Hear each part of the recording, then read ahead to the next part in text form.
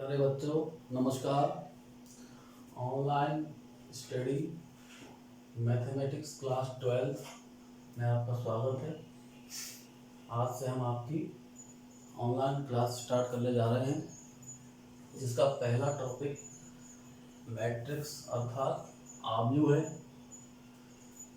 आव्यूह हमारे Rajasthan board syllabus में इसका जो अंक भार है वो 3 नंबर का है। ये टॉपिक जो अपने सिलेबस में है वो कितने नंबर का है? 3 नंबर का है।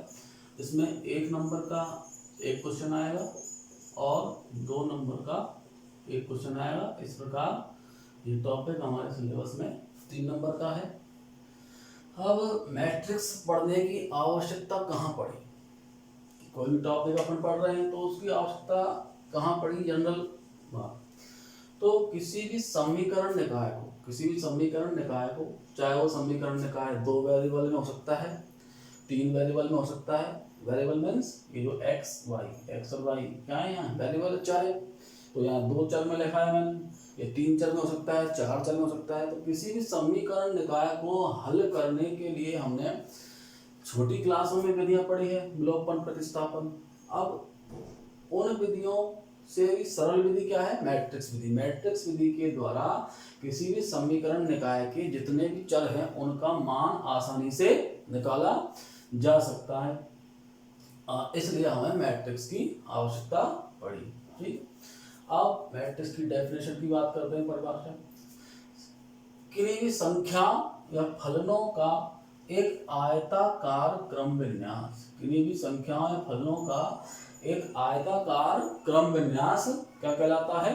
आव्यूह कहलाता है। इन संख्याओं या फलनों को आव्यूह के अवयव अथवा प्रविष्टियां भी कहते हैं। इंग्लिश में देख लेते हैं। रेक्टेंगुलर एरे ऑफ नंबर्स और functions. Rectangular array of numbers और फंक्शन क्या कहलाता है? उनका मैट्रिक्स कहलाता है। ये नंबर और फंक्शन जो भी है वो रियल या कॉम्प्लेक्स हो सकते हैं। रियल मीन्स वास्तविक और कॉम्प्लेक्स मीन्स सम्मिश्र। कॉम्प्लेक्स मीन्स क्या है? सम्मिश्र। ये नंबर अपन के वास्तविक हो सकते हैं या सम्मिश्र भी हो सकते हैं। एग्जाम्पल के तौर पर देखते हैं। पहली बात कि मैट्रिक्स को हमेशा कैपिटल लेटर्स में दर्शाया जाता है। A B C D matrix को हमेशा कैपिटल लेटर्स में दर्शाया जाता है और मैट्रिक्स के अंदर उपस्थित अवयवों को स्मॉल लेटर्स में दर्शाते हैं। ये मैंने एक मैट्रिक्स लिखी है। ये आयताकार क्या बताया था? आयताकार क्रम विन्यास। तो ये आयताकार है। ये वर्गाकार भी हो सकता है। ठीक है, तो आयताकार क्रम विन्यास में मैंने 6 अवयव लिखे हैं, 1 2 3 4 5 6। अब इसमें देखने की बात क्या है? ये जो मैट्रिक्स है इसमें ये क्षैतिज लाइन आपकी क्या कहलाती है? रो या पंक्तियां कहलाती है। और ये जो ऊर्ध्वाधर लाइन है वो आपकी क्या कहलाती है? कॉलम या स्तंभ कहलाते हैं। तो इस मैट्रिक्स में अपन देखें तो कितनी पंक्तियां हैं? 2 पंक्तियां हो गई। कितनी पंक्तियां हो गई? 2 पंक्तियां हो गई। एक पंक्ति ये रही और दूसरी पंक्ति ये रही। और इस मैट्रिक्स में कॉलम देख कितने स्तंभ हो गए? कितने स्तंभ हो गए? एक ये लिया, 2 और 3, तो 3 स्तंभ और 2 पंक्तियां हो गई। तो ये हो गया मैट्रिक्स के अवयव हो गए। ठीक, अब order of matrix, next topic की बात करते हैं। क्या है? Order of matrix. ऑर्डर का मींस क्रम, मैट्रिक्स का क्रम। If number of row is equal to m, यदि किसी मैट्रिक्स में नंबर ऑफ रो कितने हैं? m है, मतलब पंक्तियों की संख्या कितनी है? m है, small m। And number of column is equal to small n, कॉलमों की संख्या कितनी है? स्मॉल n है। Then order of matrix is equal to m cross n। तब उस मैट्रिक्स का क्रम कितना हो जाएगा? m इंटू n होगा। और अवयवों की संख्या कितनी हो जाएगी? जितने गुणनफल करेंगे उतने अवयवों की संख्या हो जाएगी। अब यहाँ देखिए अपन ने मैट्रिक्स की यही वाली मैट्रिक्स है। इसमें पंक्तियों की संख्या कितनी है?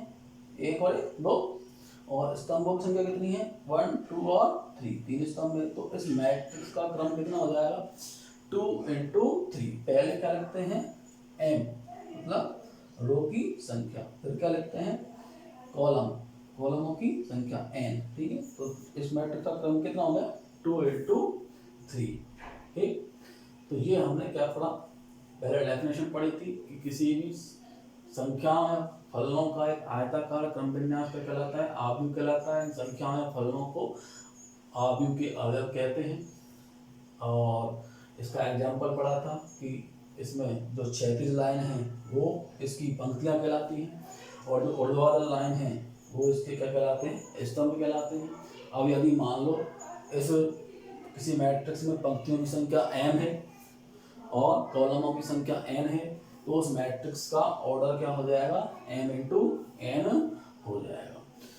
ठीक, तो इस दोनों बातों को आप अपनी नोटबुक में साथ के साथ नोट करते जाइए, या फिर बच्चे स्क्रीनशॉट भी ले सकते हैं।